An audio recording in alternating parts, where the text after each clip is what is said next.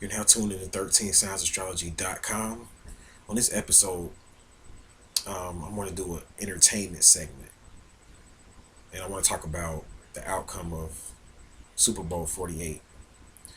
Um, Before I get into that, I just kind of want to make a few things clear. Like, I don't do a lot of sports. Like, I'm not a jock. I don't sit around and watch sports all day. I'm not a person that uh, has even the time to do something like that.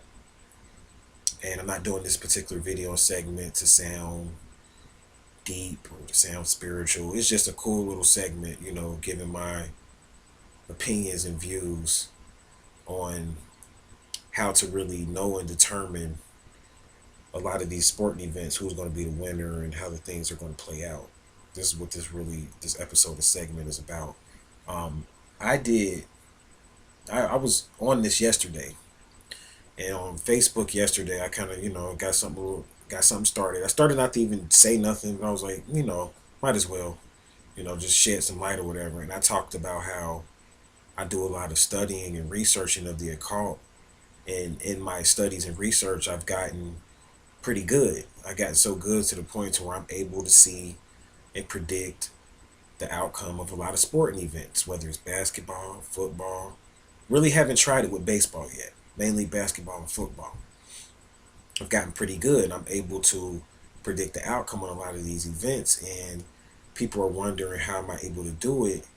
And I tell them I'm able to do it because I study the occult. I don't sit around and study statistics. I don't, sit around and put players against each other and say, well, this player did this good. They had this many yards, as far as passes, that they passed for this many yards this year. And, this particular receiver was successful at so many receptions this year, or this particular cornerback was responsible for so many interceptions or turnovers for this year. I don't do it like that. You have people that do it like that. That's not how I do it. And on this particular Super Bowl 48, those people that follow me on Facebook know that I gave you guys a clue about who was going to win on Super Bowl 48. And I threw it out there. And I started not to because I already saw this coming. It came to me Saturday, the day before the Super Bowl, who was going to win. And I threw it out there. And I said I didn't at first. I put a thread out. This is before. Keep in mind, this is before the Super Bowl started, so I didn't cheat. You can go back and look on my Facebook and check it out. And I don't get on Facebook much, but I'm Ron Hotep L on Facebook.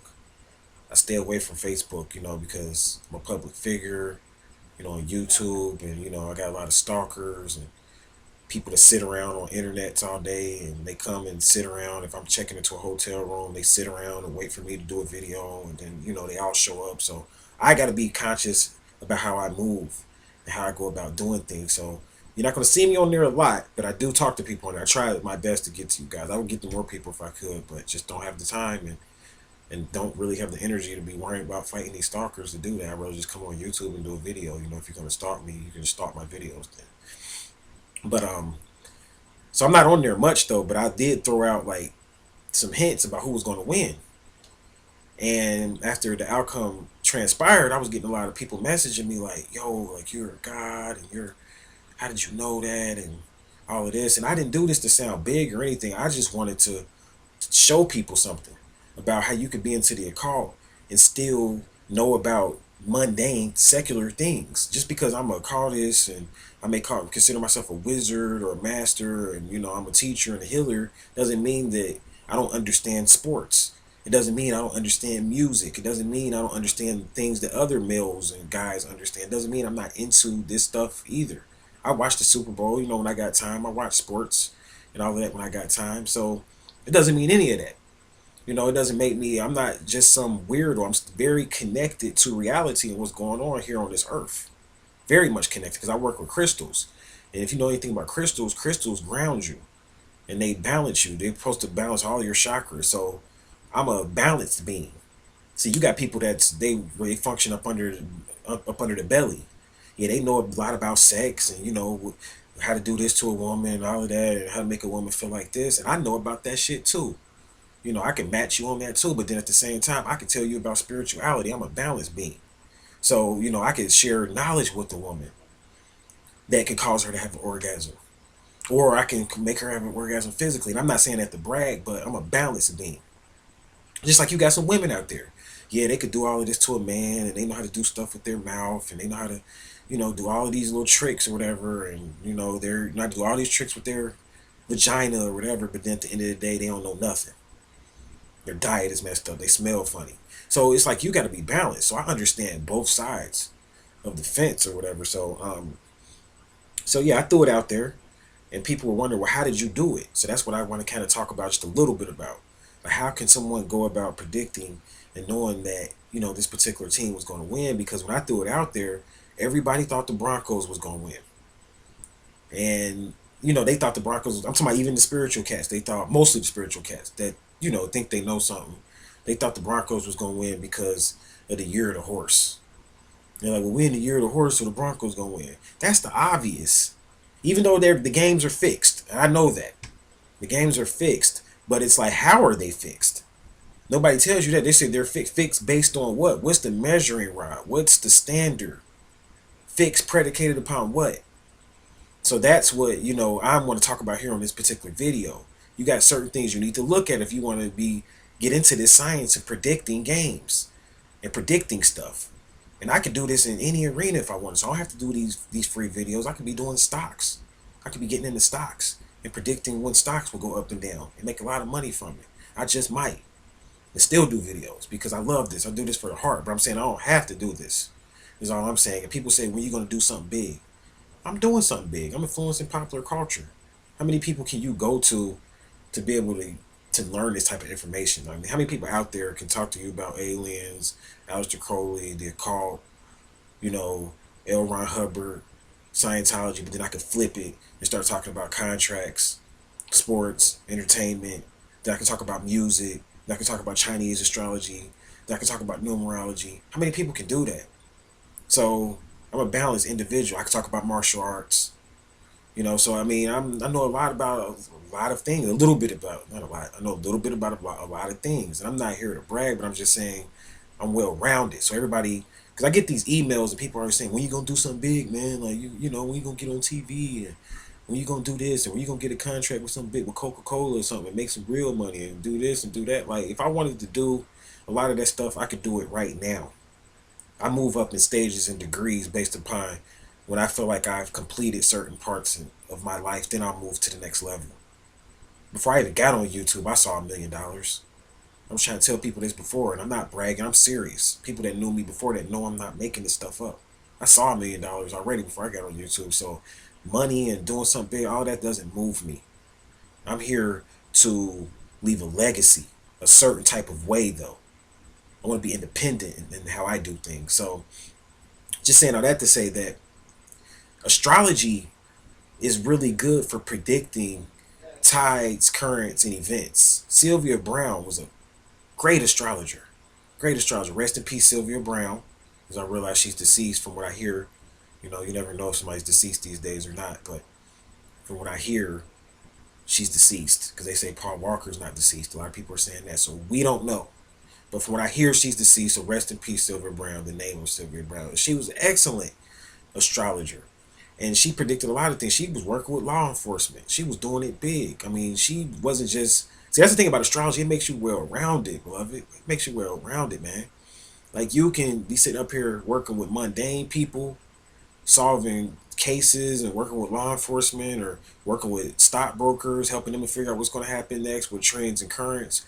Or you can go and help heal people on a spiritual level and teach them about their chakras and go on a deeper level with it. So she worked on both sides of the spectrum. A lot of people say, she got into some criminal involvement. I don't know about all of that. I'm just talking about Sylvia Brown for what I know about her. So, but I'm saying that to say that she was doing these things and charging a lot of money, charging thousands of dollars for readings and stuff like that.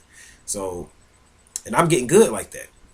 Like, I'm getting to the point where I'm able to predict things on like a popular culture level. And maybe next year, maybe I'll give out some tips on these different championships, the NBA championship or the Super Bowl or whatnot, or the Final Four when that comes up. Maybe I'll give out some tips, to you guys or whatever. Of course, it's going to be a fee because you guys go out and bet. A lot of people lost a lot of money yesterday because they didn't see it coming. So if you want to be good at predicting these things, one thing is that you want to understand numerology. You want to understand numbers. You want to understand the day that the event is happening on. You want to get into different players' numbers on their jerseys. Pay attention to all of that. You want to understand, the next thing you want to understand is symbolism. You want to get into understanding you notice every team is either like you have the Broncos and the Hawks. These are two animal symbols, animal totems. So you want to understand, what does the horse represent and what does the Seahawk represent? And you want to understand that from various different cultures. So these are the things you want to understand. And people, they tricked you because people thought since the Broncos was in the Super Bowl and they was thinking about the year of the horse. See, that's how they got you. What's the year of the horse, man? All the conscious cats saying they gonna win, because it's the year of the horse, man. Like, they gonna win or whatever. And I knew people was gonna do that. And then I was just like, I gave you a message on Facebook. I was like, go Seahawks. I was trying to tell you they was gonna win even before the game started. And everybody else is on my thread. You can see the history, and they talking about the Broncos was gonna win and all that type of stuff or whatever. And that's cool. I mean, it's all just fun. It's all love, not knocking anybody or whatever. But they didn't win though, and I knew they weren't gonna win. Because for one thing, you got to think about is that this Super Bowl was based on the season of 2013, and the Broncos being in the Super Bowl was bringing in the year of the horse. That didn't mean they was going to win. They chose the Broncos had to be in it because we was going into the year of the horse. Really, technically, according to the Chinese and according to the insiders that I heard from some of my insiders, they really, even though the year of the horse was celebrated on January 31st, that was the official beginning of the new year. They didn't start it until today, when the chairman of the Fed, which is Janet Yellen, she just came into office, into her seat and chair today. So I was told really today, which is Monday, February the 3rd, 2014, was really the official day of the beginning of the year of the horse financially. So that's one thing you guys have to think about. Last year's Super Bowl, even though it was in 2014 and it was in during the Chinese New Year, it was celebrating what went down last year. So the Seahawks winning was a symbol of what was going on last year. That's the first thing you got to realize or whatever. So I'm not going to tell you how I was able to predict it. There's more to it than that, but that's the first thing you got to realize is the symbolism, though, the different teams. And this goes for anything, even if it's not football. I mean, you could deal with the Atlanta Hawks. Say, for instance, you got the Atlanta Hawks, and then you got the Miami Heat. Heat is fire. The symbol for the Miami Heat is a fireball, actually. So you got to think about the symbolism, and then you got to think about the Hawk. And you got to ask yourself, okay, and then where are they playing at? What stadium are they playing in? All of that needs to be calculated. And then it goes even deeper than that. I'm going to take you to the next level. Then you have to think about the cities that they represent, even the states. You got to think about the contracts a lot of times. So it's a very broad spectrum. And then the last thing I'll cover is that, if you want to get good at predicting this stuff, is that you need to learn what symbols translate to which different astrological signs. Like each team vibrates to a different astrological, or maybe even a set of different astrological signs, if you want to get good at this. So there's a lot you need to learn if you really want to get good at predicting things. And don't get it twisted. These people that get into this, and when they bet on this, the higher ups, they have people they go to, like psychics and mediums and astrologers and occult schools that they go to. Why do you think Aleister Crowley was so successful and so popular? Aleister Crowley wasn't just an occultist and a writer, he was a detective too. Edgar Cayce, or Edgar Case, some people call him. He was the sleeping prophet. He talked about Egypt and told you that the pyramids was over 10,000 years old back then, when people thought they was only 3,000 or 4,000 years old, and they thought Khufu invented them. And he was telling you that back then, back in what, 40s and 50s and stuff, when he was hitting the scene. Occultists are well-rounded and grounded. So what you got to realize is, and I've told you this over and over again, is that the Illuminati is not just some bankers that walk around in suits and play golf and tennis all day. That's one aspect of the Illuminati. Like you got the Committee of 500 or Committee of 300. You got the Bilderberg Group. You got all these different groups that comprise and make up the Illuminati on the banking level, on the mundane level. But then you got the spiritual aspect and the spiritualists. Then you got the royals too. You got to think about the royalty aspect of the Illuminati. So you got these different tiers of the Illuminati or whatnot. And I try to tell you that these bankers all have a psychic or a medium or somebody that they go to get information, because each say for instance with the Hawks and the Seahawks and the Broncos, they had different extraterrestrial groups backing them. One extraterrestrial group represented the Broncos, another extraterrestrial group represented the Seahawks. And you wonder, why would extraterrestrials care about this? What the fuck do they care about who wins a damn game? Easy. Energy. A lot of extraterrestrial civilizations are past money. That's why they'll make you rich. They'll give you all the money in the world. They want the energy. The energy that people gave out because the Seahawks won. A lot of people were fired up behind that. Some people were sad. And the extraterrestrials fed off of that too. They feed off of depression. So they feed off of the energy. So I'm saying all that to say that these people that bet and these bankers and all of that have money put down on all of this stuff, they have a go-to or somebody that they go to figure out who's going to win. And a lot of times they even have a go-to and they get them to work a route on their behalf. Like if, say for instance, if I say I'm rooting for the Seahawks, I'm working a route on a mundane level because I'm cheering. That's one level of a route, but you can get more sophisticated with your roots. You can work a route on behalf of a team. And I shouldn't be sharing a lot of my secrets or whatever, but that's a lot of the reason why I was able to know who was going to win this particular Super Bowl. And I got the proof up there. It's right on my Facebook. Not making this stuff up. Go check it out or whatever. Unless Facebook goes and tries to take it down or something like that. But then I still got witnesses that saw it happen. People that inboxed me. So you can try, because they do take down my posts. One time I posted this light being that was sitting next to me, and I can't even find that post anymore because they took it down. I posted a picture of myself with a light being sitting next to me, and Facebook took it down because they don't want people to see that. They don't want people to get scared or freak out or even to know that what I'm doing is real, because they want people to think I'm just some guy, that is meaningless and, nobody cares about. And that's fine, because I'd rather fly low. I'd rather stay low. Like he said, like Devil's Advocate teaches. He said that nobody ever saw the devil coming. The greatest trick the devil ever pulled was to trick the whole world into believing he doesn't exist. So nobody ever sees the devil coming, so that's okay. I'd rather stay in the trenches, like he said. I'd rather stay like that. So you can try to make me out to be that, but those people that know. So you waiting on me to do something big. I do big things every single day. I don't know how to do nothing else but do big things. Like my man Nas said, man, I'm in the big things. But what you think is big, a lot of times is people getting on the television. If you don't see it on television, like if you don't see Ram Hotep on Fox News, or if you don't see Ram Hotep on HLN or something like that, then he ain't big. Or if I'm not on, what's the name of that thing that follows around all those damn celebrities, TMZ. You don't see Ram Hotep on TMZ, he's not big. But don't get it twisted, I'm being followed around just like him. I'm being stalked just like him. They stalking me the same way they stalk Justin Bieber. I gotta do a video. They want me to do a video on Justin Bieber. I'm gonna do it, So that's just my views on the Super Bowl. A few people asked me to do it, asked me how I was able to do it. I told them I would do a video. So I hope you learned something. Thank you for listening. I thank you for watching. Peace out. I'll leave you in peace.